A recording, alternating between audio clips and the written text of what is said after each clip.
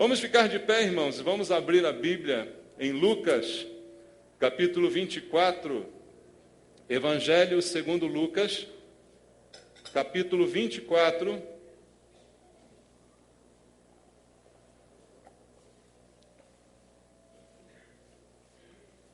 a partir do versículo 13 até o versículo 35. Evangelho segundo Lucas, capítulo número 24, do verso 13 ao verso 35. Você achou?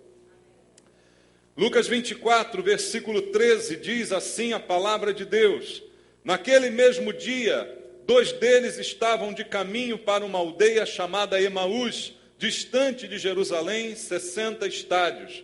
Iam conversando a respeito de todas as coisas sucedidas. Aconteceu que, enquanto conversavam e discutiam, o próprio Jesus se aproximou e ia com eles.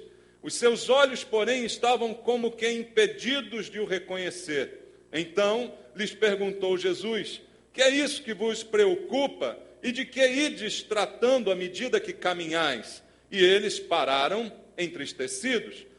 Porém, chamado Cleopas, respondeu, dizendo: És o único, porventura, que, tendo estado em Jerusalém, ignoras as ocorrências destes últimos dias? Ele lhes perguntou: Quais? E explicaram o que aconteceu a Jesus, o Nazareno, que era varão profeta, poderoso em obras e palavras diante de Deus e de todo o povo, e como os principais sacerdotes e as nossas autoridades o entregaram para ser condenado à morte e o crucificaram. Ora, nós esperávamos que fosse ele quem havia de redimir a Israel, mas depois de tudo isto, e é já este o 3º dia desde que tais coisas sucederam. É verdade também que algumas mulheres, das que conosco estavam, nos surpreenderam, tendo ido de madrugada ao túmulo, e não achando o corpo de Jesus, voltaram dizendo terem tido uma visão de anjos, os quais afirmam que ele vive. De fato, alguns dos nossos foram ao sepulcro e verificaram a exatidão do que disseram as mulheres, mas não o viram. Então lhes disse Jesus: Honestos e tardos de coração para crer tudo o que os profetas disseram. Porventura não convinha que o Cristo padecesse e entrasse na sua glória? E começando por Moisés, discorrendo por todos os profetas, expunha-lhes o que a seu respeito constava em todas as Escrituras. Quando se aproximavam de aldeia para onde iam, fez ele menção de passar adiante. Mas eles o constrangeram, dizendo: Fica conosco, porque é tarde, e o dia já declina. E entrou para ficar com eles. E aconteceu que, quando estavam à mesa, tomando ele o pão, abençoou e, tendo-o partido, lhes deu. Então se lhes abriram os olhos e o reconheceram. Mas ele desapareceu da presença deles. E disseram um ao outro: Porventura, não nos ardia o coração quando ele pelo caminho nos falava, quando nos expunha as Escrituras? E na mesma hora, levantando-se, voltaram para Jerusalém, onde acharam reunidos os 11 e os outros com eles, os quais diziam: O Senhor ressuscitou e já apareceu a Simão. Então os 2 contaram o que lhes acontecera no caminho e como fora por eles reconhecido no partir do pão. Amém. Meu Deus, meu Pai, é a Tua palavra que nós lemos, Pai. São as Escrituras sagradas. E eu espero, Senhor, que também esta noite venha arder o nosso coração ao ouvirmos a exposição das sagradas Escrituras. Que o Senhor Jesus fale ao nosso coração esta noite, Pai, porque é a Tua voz que queremos ouvir. Não viemos aqui para ouvir palavras de homens, mas ouvir a voz do Senhor, falando através das Escrituras sagradas, para mudar, para transformar a nossa vida, para abrir os nossos olhos, para abrir o nosso entendimento, Pai. Só a Tua palavra tem este poder de quebrar todas as barreiras na nossa vida, nas nossas emoções. Pai Santo, fala conosco essa noite. Ó Deus, usa a minha vida como um instrumento nas tuas mãos. Me enche da unção, do poder do Espírito Santo, para que debaixo da unção eu possa anunciar a palavra e esta venha quebrar, Senhor, as barreiras, para que possamos ouvir a tua voz nesse lugar. É o que eu te peço com os meus irmãos, em nome de Jesus. Amém. Louvado seja Deus. Podem sentar, irmãos. Amados, esta passagem é bem conhecida das Escrituras e narra um dos episódios em que Jesus apareceu aos seus discípulos depois da ressurreição. Na verdade, a Bíblia narra que Jesus apareceu por 11 vezes aos seus discípulos após ele ter ressuscitado. E este é apenas a narrativa de um destes encontros. Mas este encontro, ele é peculiar e ele chama a atenção pela maneira como esse encontro ocorreu, pelo desenrolar da história, pelas coisas que aconteceram e pela maneira como Jesus foi reconhecido por estes discípulos ao se encontrar com eles. Porque, a princípio, não perceberam que se tratava de Jesus. A princípio, caminharam com ele muitos quilômetros sem se dar conta de que ao lado deles estava o Senhor ressurreto. A Bíblia diz que os dois discípulos estavam caminhando para uma cidade chamada Emaús, cerca de 13 quilômetros de caminhada, partindo de Jerusalém.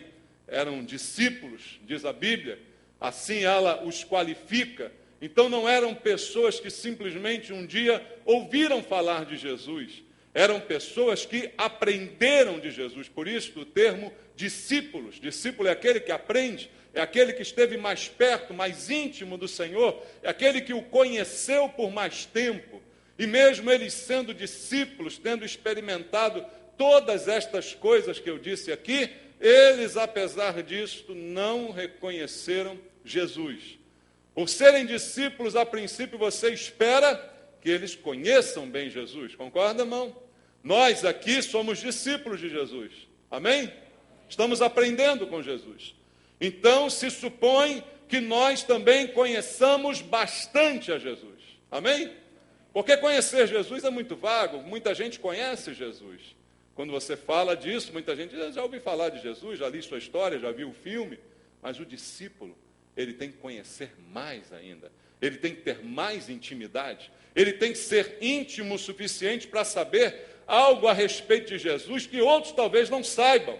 Então estes eram discípulos de Jesus, mas mesmo assim não o reconheceram. E o que impediu que eles o reconhecessem? E aí há uma discussão, às vezes teológica, a respeito disso. Propositalmente os seus olhos foram fechados, isso foi algo de Deus, isso foi algo natural, e fica aquela discussão. Mas por que, na verdade, eles foram impedidos de reconhecer Jesus naquela caminhada?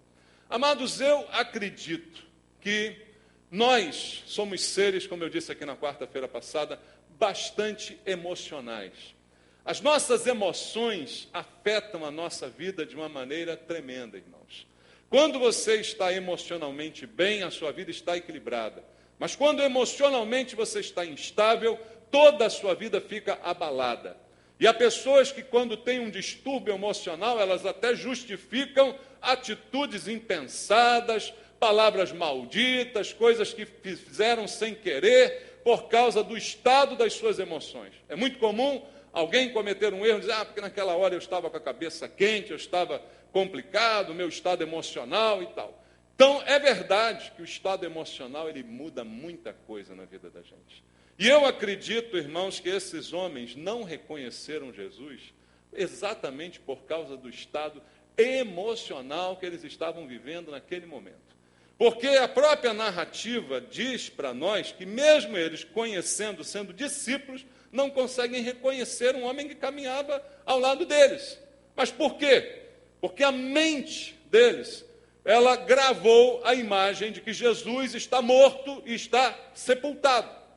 Então, qualquer pessoa que tenha chegado perto de mim pode ser qualquer um menos Jesus, porque Jesus já está sepultado. Pode ser parecido com Jesus, mas não é Jesus, porque ele já está sepultado. Na mente deles, aquela era a imagem que estava gravada. Veja como a sua mente é poderosa. Quando você grava certas imagens mentais e às vezes elas te prendem por uma vida inteira. Outra característica é que esses dois estavam indo para Emaús, saindo de Jerusalém, mas a mente deles ainda estava presa a Jerusalém.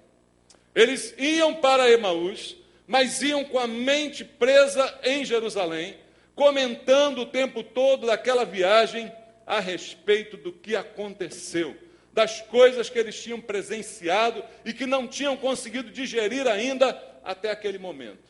Então eu posso dizer para vocês que aqueles homens estavam indo numa direção, mas com a mente em outra direção.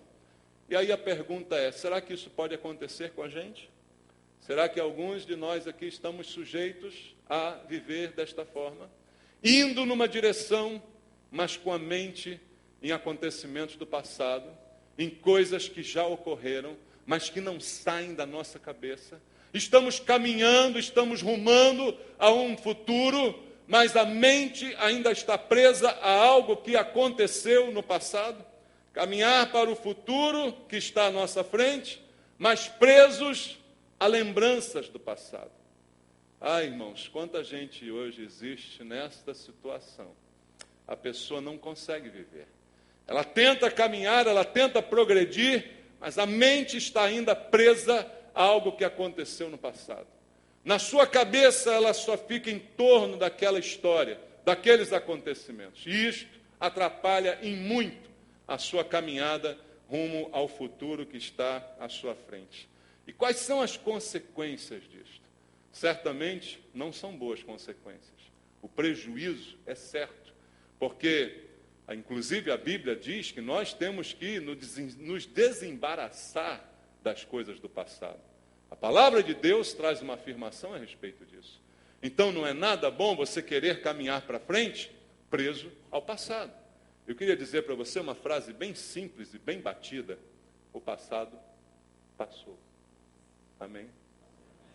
O passado passou. Ele não vai voltar. Você precisa largá-lo. Você precisa deixá-lo para trás, porque ele já passou. Não adianta ficar voltando a ele, porque as consequências são ruins. Não são para mim, para você. As consequências são ruins para a própria pessoa que está vivendo dessa maneira, presa ainda a uma lembrança ruim do seu passado.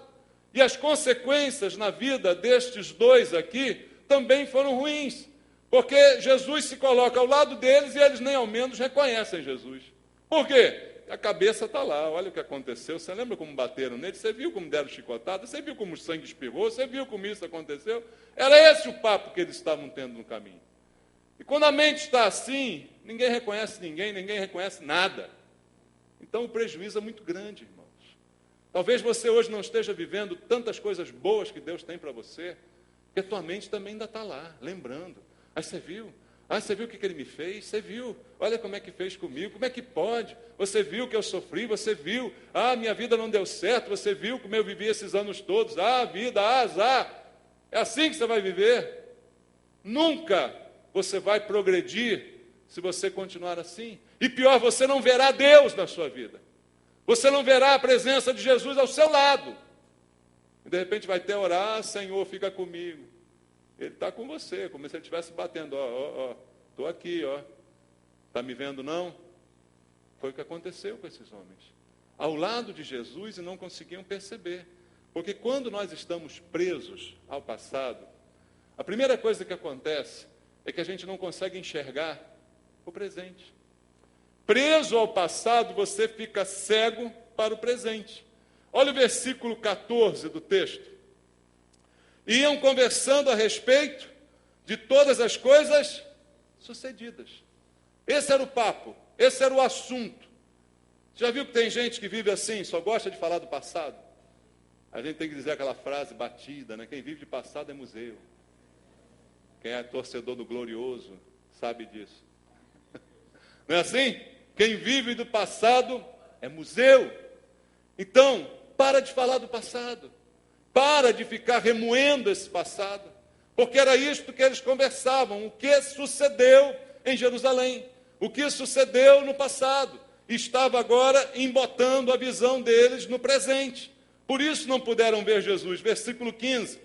Aconteceu que enquanto conversavam e discutiam, veja, estava uma discussão acalorada, o próprio Jesus se aproximou e ia com eles. Os seus olhos, porém, estavam como que impedidos de o reconhecer. Por que impedidos? Quem botou esse impedimento? Ninguém, foram eles mesmos. Eles mesmos se colocaram este impedimento. Quando você fica preso ao passado, você está colocando um impedimento para a sua vida. Sabia disso? É você que está colocando um impedimento, uma barreira, para que você não veja as coisas boas, para que você não veja o seu presente com bons olhos, porque você está se auto-cegando quando você fica discutindo o passado, argumentando o passado, lamentando o passado, como estavam estes aqui fazendo. Então, quando a gente relembra esses fracassos que a gente teve, essas coisas que aconteceram, é natural que você perca as suas forças no presente. São estas lembranças que sugam as nossas energias, que não produzem nada de bom. Como nós vimos hoje num texto pela manhã, pensai nas coisas lá do alto, aonde Cristo vive. É isso que tem que ocupar o nosso pensamento. A Bíblia não diz para você ficar pensando no passado, nas coisas que aconteceram, só como uma experiência, como um aprendizado, não como uma prisão. Ficar ali atrelado a estas coisas, de maneira nenhuma, porque você fica preso, a sua vida não anda, você não enxerga, as suas forças se esgotam. Para aqueles discípulos, o tempo não passou. Eles já estavam no terceiro dia, mas eles só falavam da sexta-feira da paixão. O tempo não passou para aqueles discípulos. Irmãos, existem pessoas, talvez dentro da igreja, que o tempo não passou para elas. Elas estão ainda hoje falando de coisas que aconteceram há 30 anos atrás. E quando você conversa com elas, você pensa que isso aconteceu ontem. Porque está tão vivo na cabeça, na mente, na palavra, que você imagina que isso aconteceu agora, mas de repente foi há 30 anos atrás. Para com isso, meu irmão. Para com isso, porque isso acaba com a sua vida, isso é uma prisão. Eles estavam ainda presos à sexta-feira da paixão. Então, há muita gente hoje vivendo da mesma forma, presos em algum momento do passado. A mente, volta e meia, volta àquele ponto, àquele acontecimento, àquela experiência. E a pessoa, por causa disso, não avança, não enxerga, não vive o presente, não tem alegria, não tem nada. Isso é uma coisa muito ruim. Porque, imagina você, se a mente deles não estivesse daquela maneira, como seria a reação deles ao verem Jesus se juntar a eles na caminhada? Imagina como seria diferente a cena se eles estivessem caminhando para Emaús, mas como eram discípulos de Jesus, sabiam das promessas. Sabiam que Jesus tinha prometido ressuscitar. Sabiam ou não? Sabiam. Eles podiam estar caminhando dizendo assim, olha, é hoje o dia, hein? Olha só, o Senhor deve ressuscitar hoje. Vamos para Emaús, depois a gente volta para ver lá em Jerusalém, se isso aconteceu mesmo, porque ele prometeu hoje. Era outra expectativa, né? É uma expectativa diferente. A expectativa de coisas boas. Mas há pessoas que só querem ter expectativas de coisas mais, porque ficam com as suas mentes no passado. Eles podiam estar conversando, olha, é hoje que Jesus vai ressuscitar, vai ser uma maravilha. Aí, de repente, no meio dessa conversa, aparece Jesus. Como é que seria o estado deles naquele momento? Já parou para pensar nisso? Estão ali conversando, olha, Jesus vai para... Ih, aqui Jesus, oh, glória! Não ia ser diferente? Não ia ser um acontecimento marcante? Não ia ser uma emoção? Não ia ser uma alegria? Quem está preso no passado, irmão, perde as alegrias do presente. Quem está preso no passado não desfruta das alegrias do presente. A alegria bate a porta, mas a pessoa vira as costas, porque ela está presa lá no passado. E ela não consegue nem perceber a alegria. Assim aconteceu com esses homens. E outra coisa, queridos, quando nós estamos presos no passado, a gente meio que para a nossa caminhada rumo ao futuro. O versículo 17 diz assim: então, lhes perguntou Jesus: que é isso que vos preocupa? E de que ides tratando à medida que caminhais? E diz assim: e eles pararam. Como é que eles pararam? Entristecidos. Essa é a consequência. Como é que alguém pode ficar triste ao lado de Jesus ressurreto? Já parou para pensar nisso, meu irmão? Jesus ressuscitou, está do teu lado, mas você para entristecido. É a mente. São as emoções doentes. Quando a pessoa está doente emocionalmente, pode ter a festa que for, ela não vê alegria em nada. Pode ter a bênção que for, o céu pode estar descendo, ela não acha nada bom, ela não acha nada legal. Ela só é uma pessoa entristecida. Ela para a sua caminhada, ela para o seu progresso.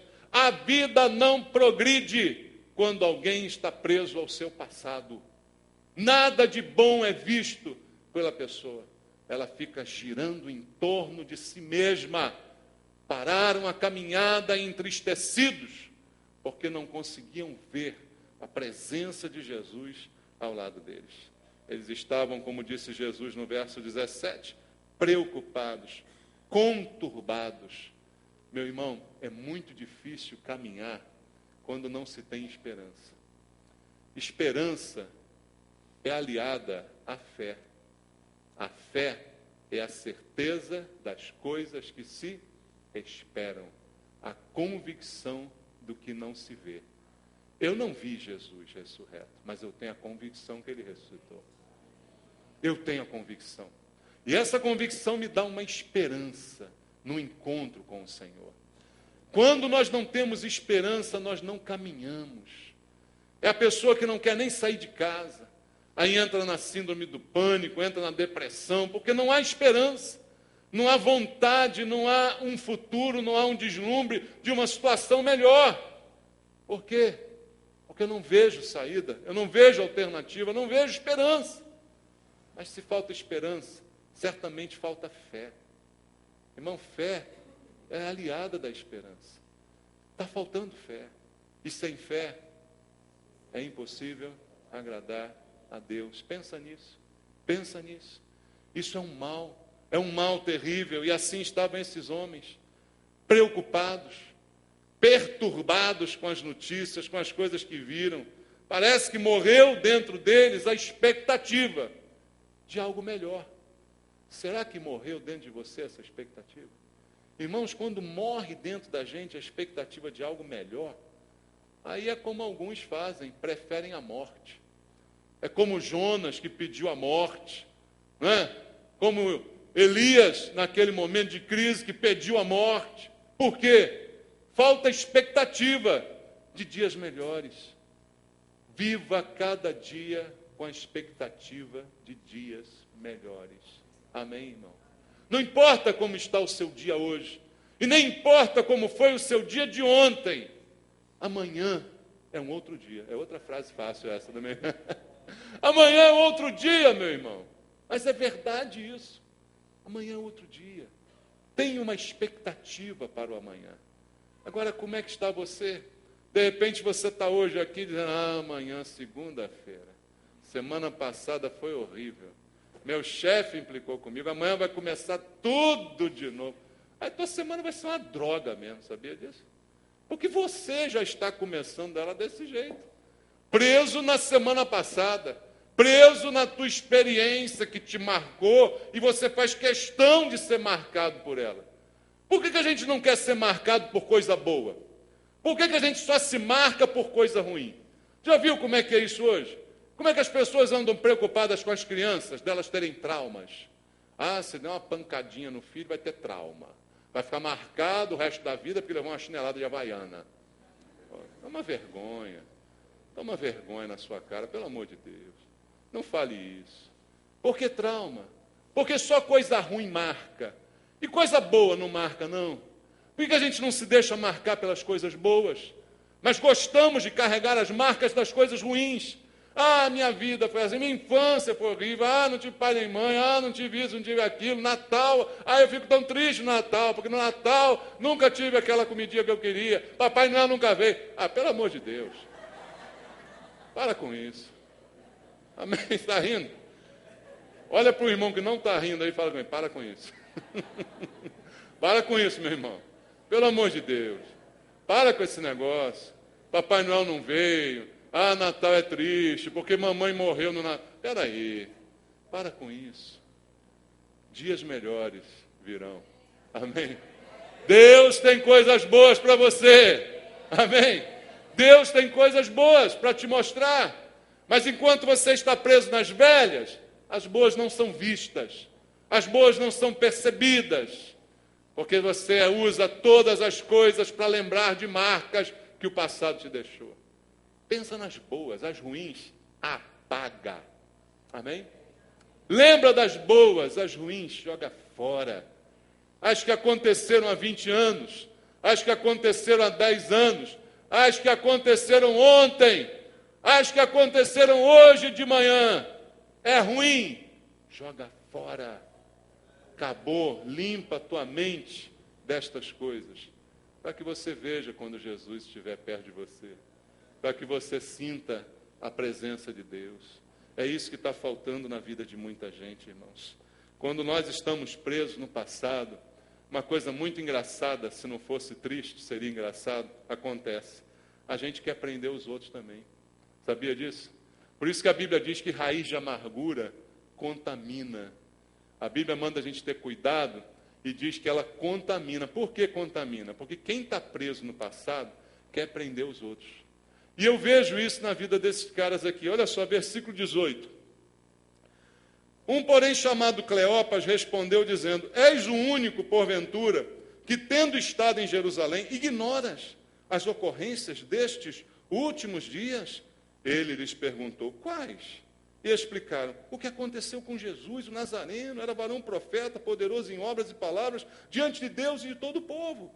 E como os principais sacerdotes e nossas autoridades o entregaram para ser condenado à morte e o crucificaram. Ora, nós esperávamos que ele fosse quem havia de redimir a Israel. Mas depois de tudo isso, já é este o terceiro dia, desde que tais coisas sucederam. Quando Jesus chegou, eles não perceberam que era Jesus. Aí Jesus, como quem não quer nada, o que vocês estão falando aí? O que nós estamos falando? Você não viu? Você não está vendo como é que o mundo está horrível? Aí começa a tentar contaminar Jesus. Você viu isso? Percebeu? Você é o único que não sabe das notícias ruins, que não compra o extra, você é o único que não compra esses jornais de notícia ruim. Todo mundo está sabendo. O sangue espirrou para todo lado. Cada chibatada que dava em Jesus, o sangue voava. E a cruz, quando o prego entrou, você não viu.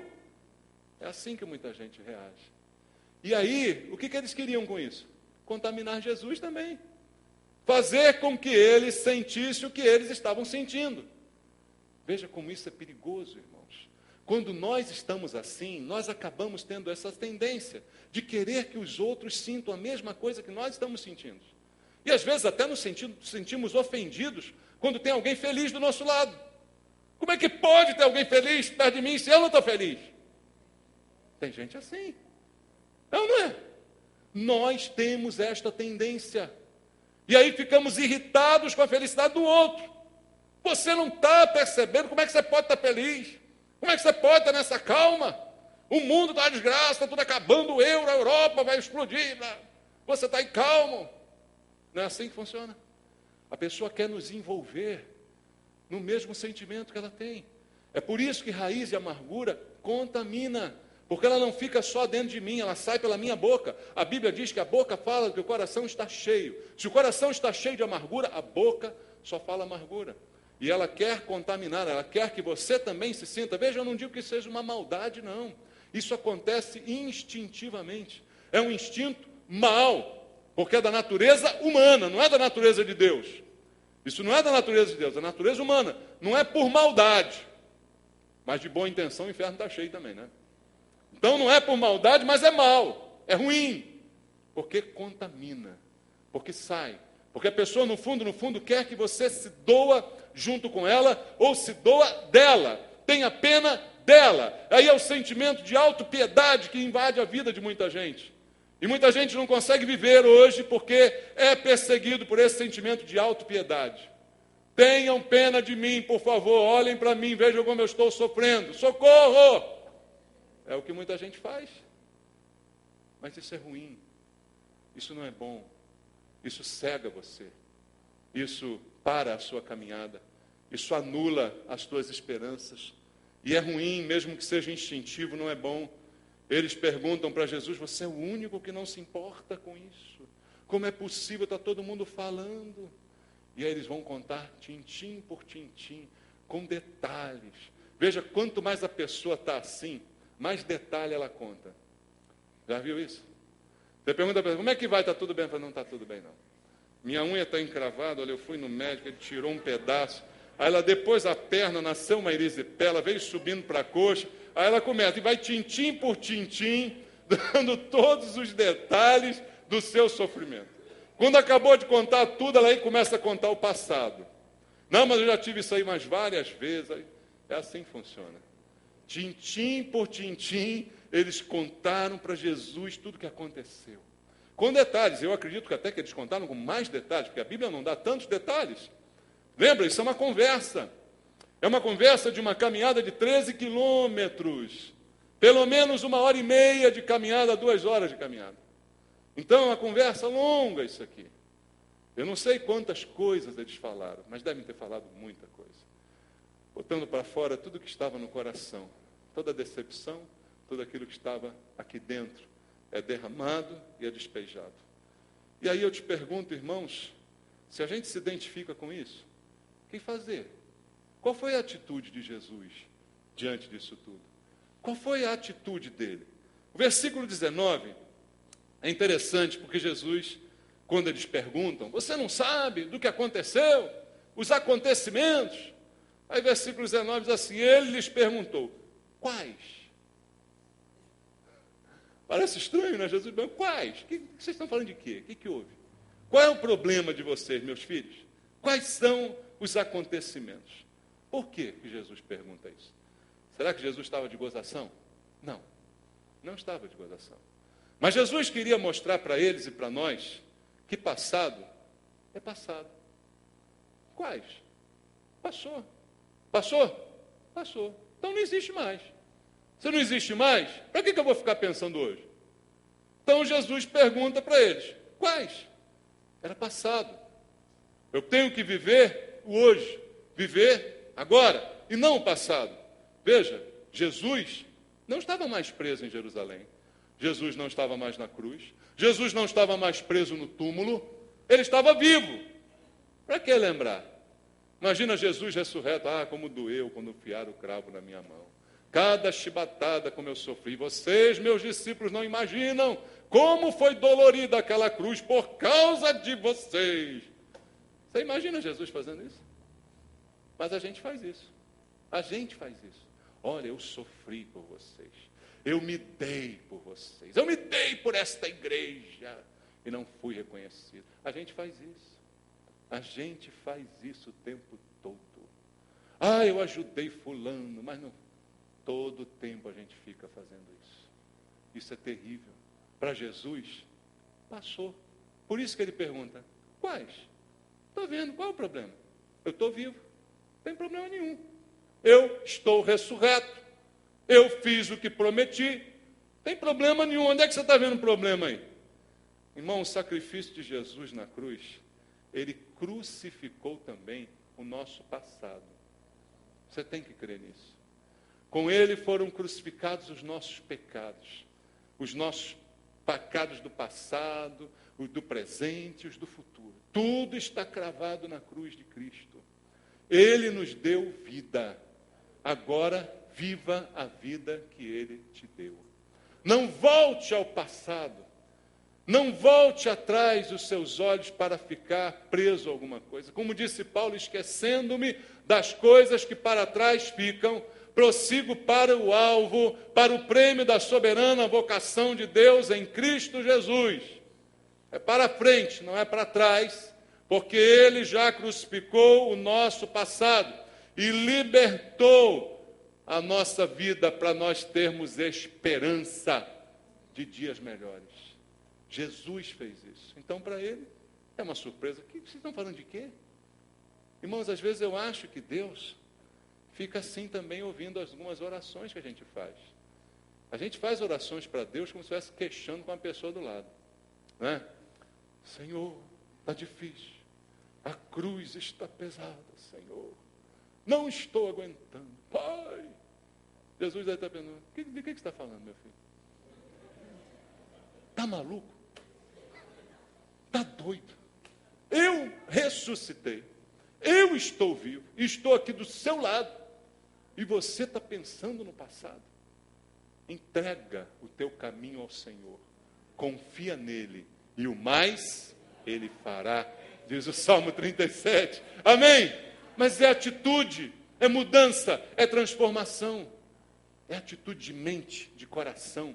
Não dá para separar mente de fé. Tem gente que tenta essa tendência de fazer em oposição fé e razão. Não existe isso. Nós, os justos, vivemos pela fé, mas a Bíblia diz que nosso culto é racional. Não se distancia fé de razão. Fé e razão andam juntas. Eu tenho que entender o que eu creio. Você está entendendo, meu irmão? Assim tem que ser a gente. Então entrega o teu caminho ao Senhor. Confia nele e o mais, ele simplesmente fará. Foi por isso que a Bíblia diz que Jesus abriu para nós um novo e vivo caminho. Você está andando no novo e vivo caminho? Ou você ainda está trilhando a estrada do passado? Ou você ainda está indo para Emaús com os olhos em Jerusalém?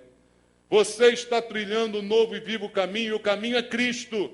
Eu sou o caminho, a verdade e a vida, ninguém vem ao Pai a não ser por mim. O caminho é Ele. É um caminho novo, um caminho vivo.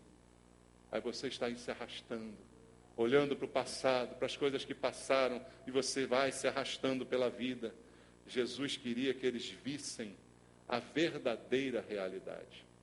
Existe uma realidade falsa e uma realidade verdadeira. E nem sempre a realidade é o que eu vejo.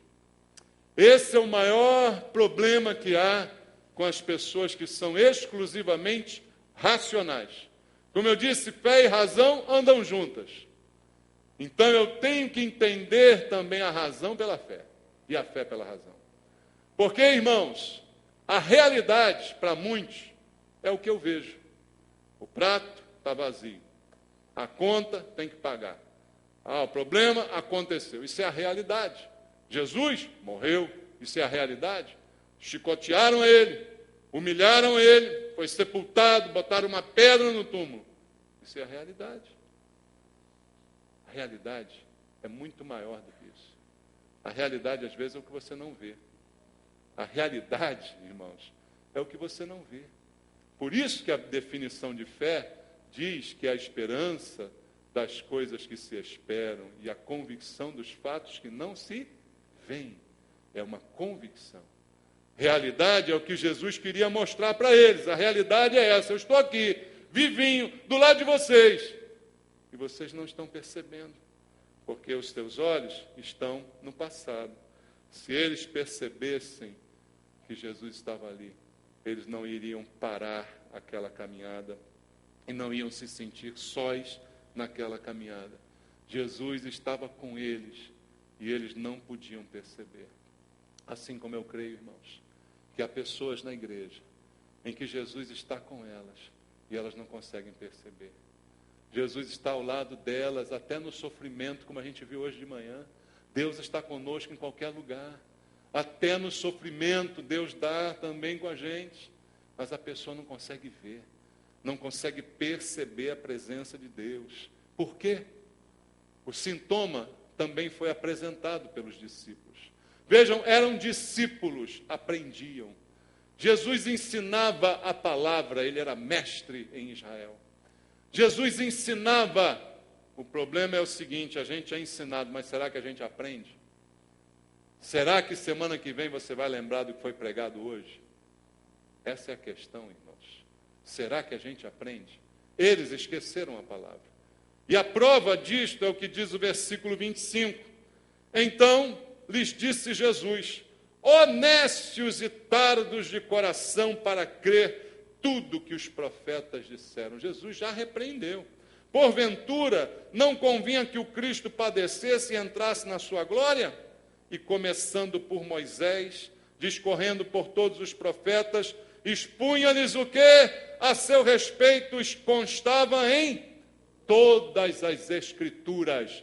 Jesus deu uma aula de Bíblia para eles. Isso também chama uma atenção. Quando Jesus falou, Jesus repreendeu.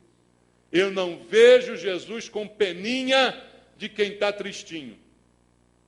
Não vejo. Eu vejo ele compadecido daqueles que estão sofrendo. Há uma diferença muito grande. A viúva de Naim e tantos outros exemplos que a gente vê na Bíblia.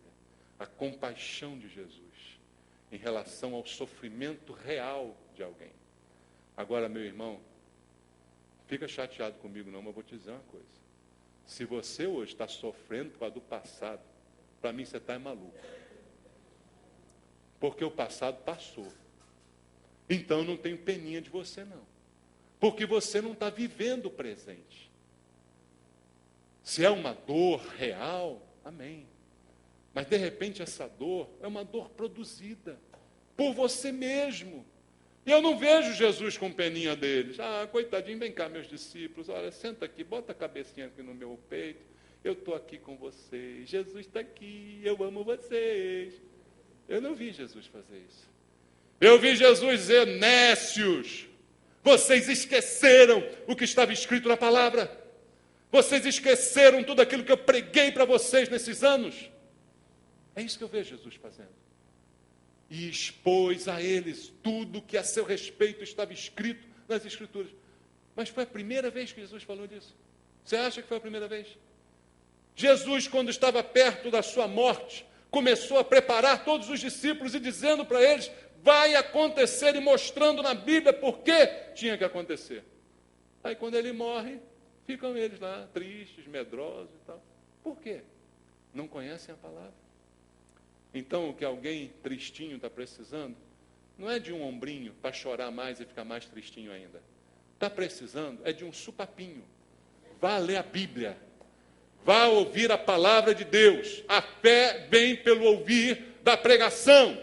Sai da tua casa e vem para a igreja ouvir a palavra. Vai ficar em casa chorando? Vai ficar em casa chorando. Não vai melhorar nada. Sai da tua casa e diz: eu vou ouvir a palavra. Porque a palavra vai me dizer tudo aquilo que eu preciso para vencer as minhas crises emocionais. A palavra vai me dizer tudo aquilo que eu preciso para viver como um filho de Deus nesse mundo. A palavra tem tudo aquilo que eu necessito. Por isso, Jesus disse: nem só de pão vive o homem, mas de toda palavra que procede da boca de Deus. É ela que vai sustentar você, irmão. Não é um tapinha nas costas, não é um ombrinho para chorar. Isso só alimenta um ciclo infindável de depressões.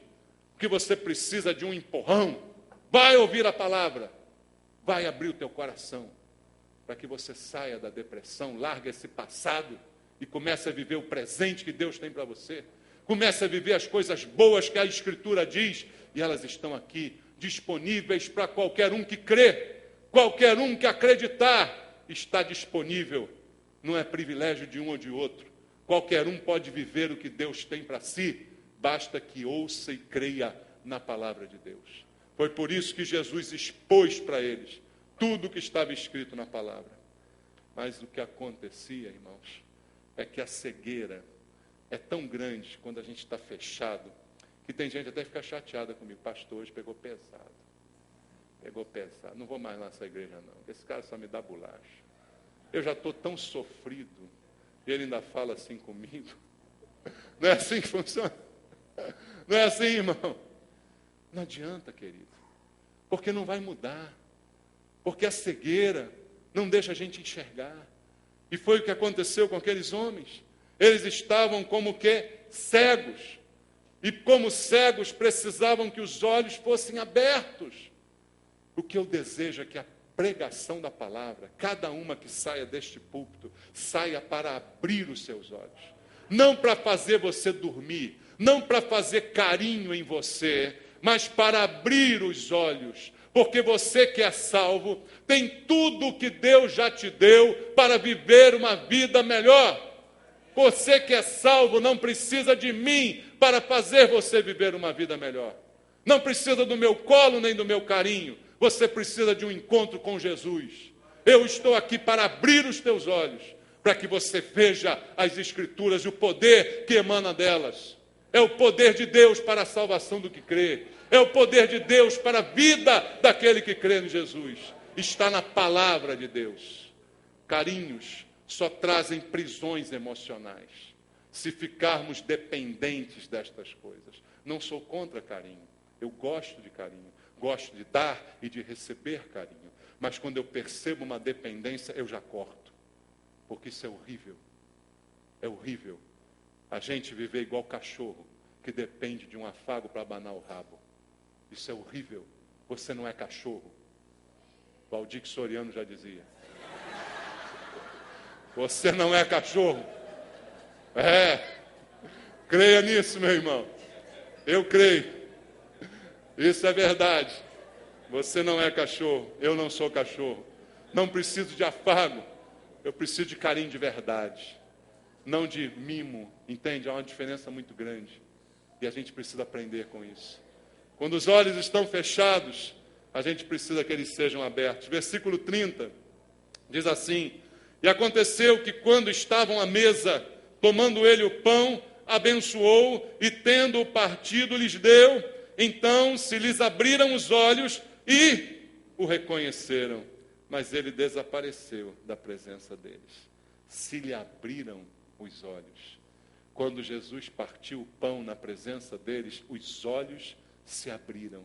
Mas por que depois de abrir os olhos, Jesus desapareceu? Poxa, agora que eu estou vendo, não posso mais ver. Alguém pensaria? Agora que os olhos abriram, quando eu vou olhar para ele com detalhe, é Jesus. Pum, some. Para quê? Está brincando comigo? Não, não está não. Por quê? A missão estava cumprida. Você entende isso? A missão estava cumprida. Por que Jesus foi se encontrar com aqueles dois? Tinha uma missão. Deus não faz nada sem propósito. Deus não faz nada de qualquer jeito. A missão era aquele momento em que os olhos foram abertos. Abriu os olhos, acabou. Porque se ficasse ali, ia começar a alimentar aquela coisa emocional que eu falei aqui. Oh, Jesus, perdoa. Eu não vi que era o Senhor. Ah, meu Deus, quero um carinhozinho, porque eu estou me sentindo tão mal, Jesus. Estou tão mal comigo mesmo. Eu não percebi que era o Senhor. Começa tudo de novo. Então Jesus abre os olhos e vai embora. Entendeu? Que é para você. Estou com o olho aberto agora. Agora estou enxergando. Agora eu vejo. Agora eu vou olhar para frente. Não vou mais olhar para o passado. Não vou mais ficar preso a estas prisões emocionais. Então Jesus desapareceu da frente deles. Porque aqueles sofredores e chorões já estavam prontos para continuar a caminhada. Com olhos abertos agora. É melhor andar com o olho aberto do que com o olho fechado, né, irmão? Quem anda com o olho fechado tem um grande risco de cair, não tem? Tropeçar, cair no abismo, cair no buraco. Os olhos estão abertos, estão prontos para prosseguir na caminhada. E outra coisa, o coração já estava preparado. Versículo 32 diz assim: E disseram um ao outro, porventura, não nos ardia o coração quando ele pelo caminho nos falava, quando nos expunha as Escrituras? Veja, começou lá atrás. Quando eles falaram, eles só falaram de desgraça. Agora, quando Jesus começou a falar, quando a palavra de Deus começou a ser proferida, aí acontece algo diferente. O coração já começou a arder, eles já começaram a achar aquilo meio estranho, mas não falaram nada um com o outro, mas estão sentindo. É diferente isso que a gente está ouvindo aí. Isso não é água com açúcar, não. Isso é diferente. Olha, está mexendo aqui dentro. O coração está ardendo. Aí no final, quando Jesus vai embora, você reparou? Também aconteceu contigo? Quando ele falava, ardia o coração. Agora estão vendo, o coração está ardendo, estão prontos para continuar caminhando. Por isso Jesus foi embora.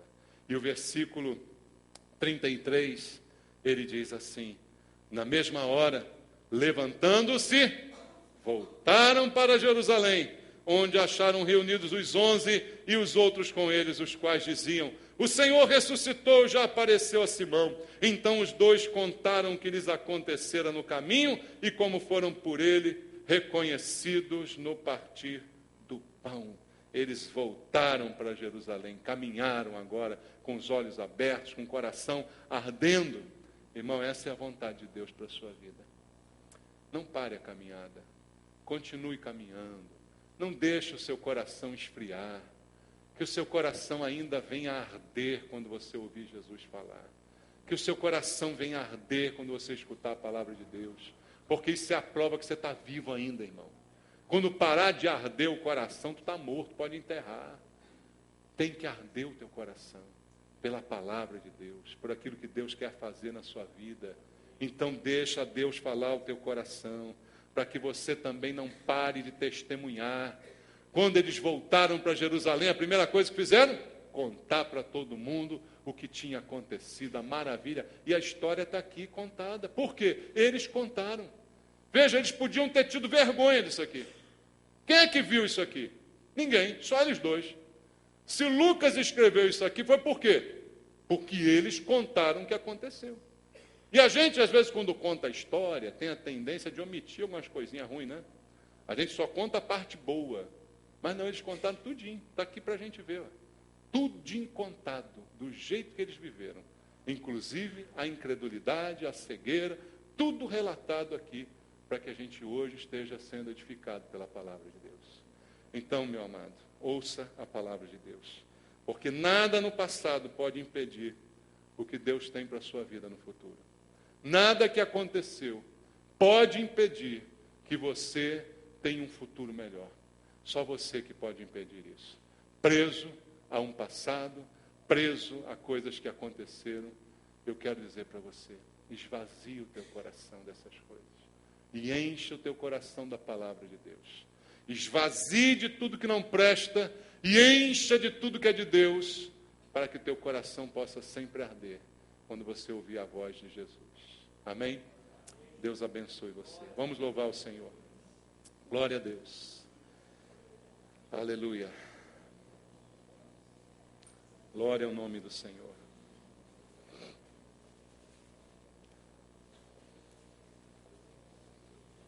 Pensa no que disse o Senhor hoje para você, meu irmão. Larga o teu passado de uma vez por todas.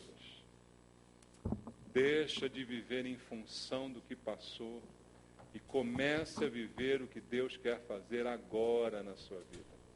Deus tem coisas boas agora para você viver. Depende de você. Depende de você. Ele quer abrir os teus olhos para que você continue caminhando, testemunhando e louvando ao Senhor. Vamos louvar ao Senhor um hino que diz: quero me esvaziar.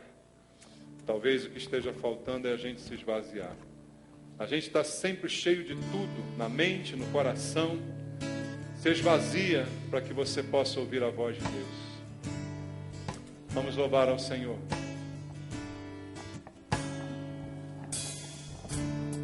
Eu quero me esvaziar de mim.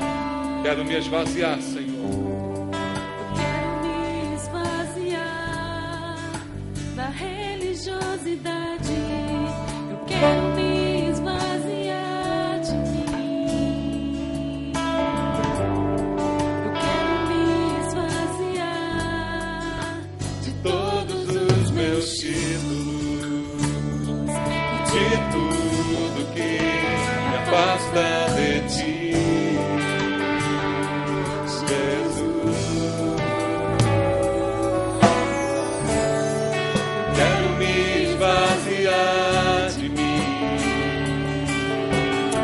Fala para o Senhor, eu quero me esvaziar.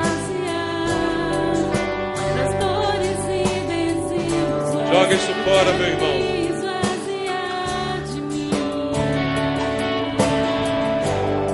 Eu quero me esvaziar.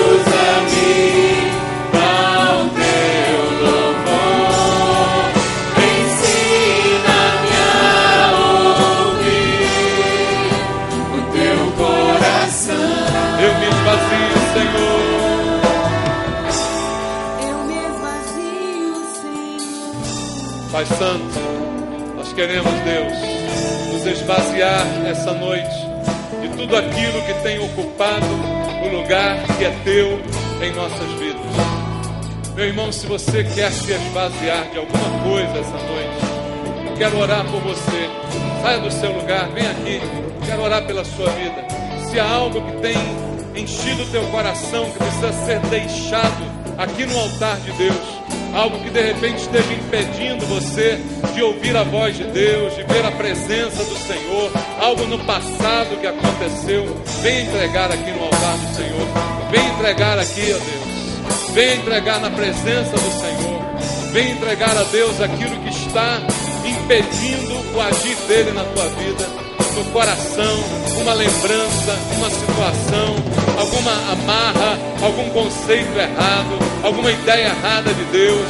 Entrega no altar do Senhor essa noite, para que Deus possa mudar a sua vida e abrir os teus olhos agora. Eu oro para que Deus abra os teus olhos, para que você veja, para que você sinta a presença de Deus na tua vida, independente das circunstâncias, independente das situações. Tira do teu coração agora tudo que não provém do Senhor. Faça isso, meu irmão, porque é você que tem que fazer, você que tem que se esvaziar para que Deus possa te encher. Se esvazie agora na presença do Senhor de tudo aquilo que não procede de Deus, que só você conhece. Fala com Deus agora e diga: Senhor, eu quero tirar isso do meu coração, eu quero tirar isso da minha vida, eu quero me esvaziar de mim mesmo, das coisas que impedem o teu fluir na minha vida. E eu quero que o Senhor me encha com o Espírito Santo, encha a igreja com o Espírito Santo, Pai, em nome de Jesus. Enche a igreja com o Espírito Santo, Pai, em nome de Jesus. Enche a vida dos meus irmãos, Senhor. Glória ao teu nome, Senhor. Enche a vida dos teus filhos, que eles se esvaziem esta noite, Pai, de tudo aquilo que impede o fluir do teu Espírito, para que sejam cheios do Espírito Santo, em nome de Jesus, em nome de Jesus. Enche a vida dos meus irmãos e tira, Pai, ajuda eles a tirar tudo que não procede do Senhor, em nome de Jesus. Que o Senhor te abençoe, meu irmão, que o Senhor te livre do passado, que o Senhor cure você de toda lembrança, de todo peso, de toda lastro na sua vida que te afasta do que Deus quer fazer no teu futuro.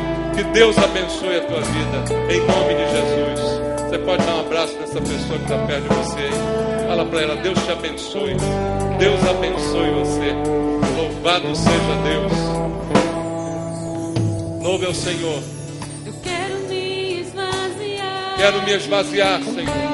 Eu quero me esvaziar, Pai.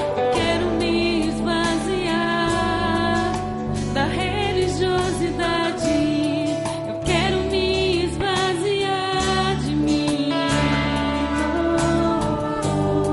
Eu quero me esvaziar de todos os meus títulos e de tudo que me afasta de ti.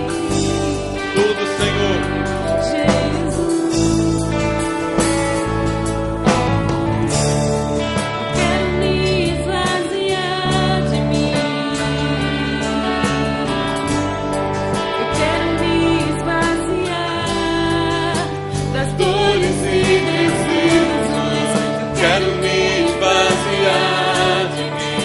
Das prisões do passado, quero me esvaziar da prisão do passado e de tudo que me afasta de ti.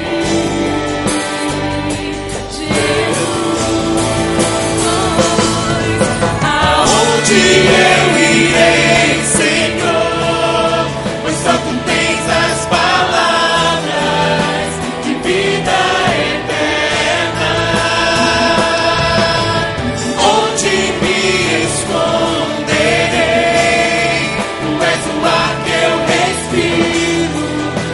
presença me atrai. Então, Inunda-me com teu amor, transforma-me com teu amor, atrai meu coração a ti,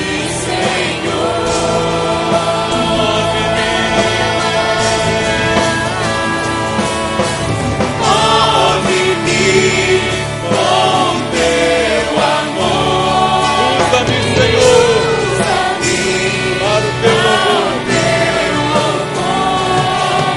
ensina-me a ouvir o teu coração. eu me esvazio, Senhor. Oh, Senhor, eu me Me leve esvazio, em teus braços de amor. me esvazio, Senhor. Eu me esvazio, Senhor. Aleluia. Me leve em teus braços de amor. Eu me esvazio, Senhor. Louvamos, Pai. Glória ao teu nome, Senhor. Glória, toda honra, toda glória ao Senhor nosso Deus. Ele é o digno de receber o nosso louvor. Aprenda com o Senhor. Deixa o Espírito Santo agir no teu coração, meu amado, para que isso tudo vá embora da tua vida. Toda prisão do passado, toda prisão emocional, isso caia no mar do esquecimento, para que você viva a vida que Deus tem para você hoje, aqui, agora e para o futuro, na presença do Senhor. Amém? Deus te abençoe. Te dê uma semana abençoada. Essa semana vai ser boa. Amém. Eu creio nisso. Amém? Vai ser melhor do que a semana passada. Amém. E o ano que vem vai ser bom? Vai ser bom. Vai ser melhor do que o ano passado. E assim será, de fé em fé, de glória em glória, um dia após o outro, melhorando cada vez mais. Essa é a vereda do justo, como a luz da aurora vai brilhando mais e mais, até ser dia perfeito. Amém?